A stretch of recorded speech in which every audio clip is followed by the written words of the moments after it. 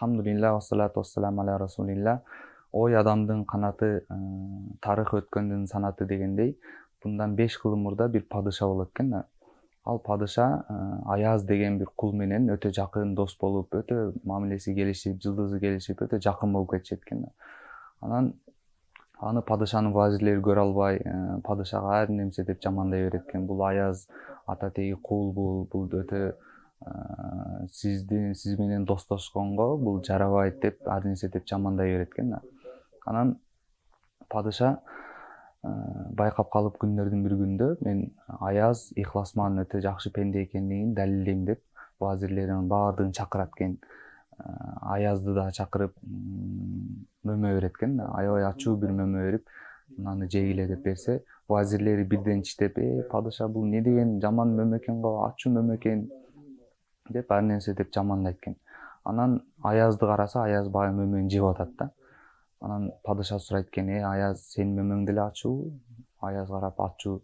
Эмне жеп атасың десе, вазирлери табылбай эле калган вазирлерин айтат экен да. Бул кул да, бул билбейт, андай жей берет дейт экен. Анан Аязга сөз берилгенде Аяз айтат экен да: падыша, сиз мага 23-30 жылдан бертин канча мени карасаңыз, ошончо убакыт мага жакшы тамак, жакшы кийим кечек, жакшылыктарыңызды көрдүм.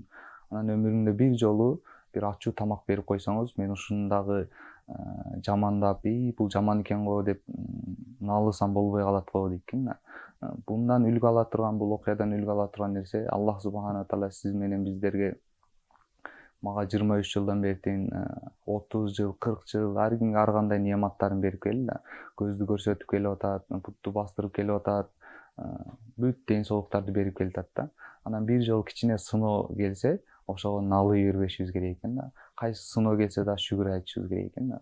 Ашраф Али Таханави деген биздин чоң бир устазыбыз экен. Ошол устазга шакирти келип сурайт экен да: устаз, мен ар дайым бир проблемада жүрө берем, ар дайым банкроттомун, кыйынчылыктын үстүндө эле, кыйынчылыктын аркасынан кыйынчылык келе берет мага деп налыйт экен да. Анан устаз байкаган, хикматтуу устаз карап, мага бир чоң пыяла суу алып кел дейт экен.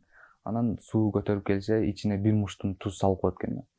Бир муштум туз салып ич дейт экен. Баягы шакирти иче албайт экен да, бул аябай ачуу экен дейт экен. Анан ээрчитип барып, дарыянын жээгине барып, бир муш тузду дарыяга таштайт экен дагы, эми дарыянын суусуна ич дейт экен да.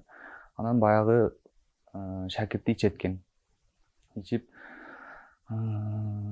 ичкенден кийин бул устаз, бул кылганыңызда эмне хикмат бар деп сураса, устаз айтат экен да: бир муш туз бул проблема дейт экен, Аллах тааланын сыноосу дейт экен да. Эгер сенин пейилиң чоң пыяладай болсо, сага ачуу отурат дейт экен. Эгер сенин пейилиң дарыядай кенен боло турган болсо, бир уш тузду дагы ачуулугун билбей каласың дейт экен да.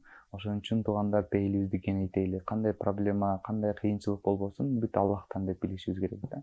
Ар бир кыйынчылыктын аркасынан эки жакшылык болот. Ошону унутпай жүрүшүбүз керек.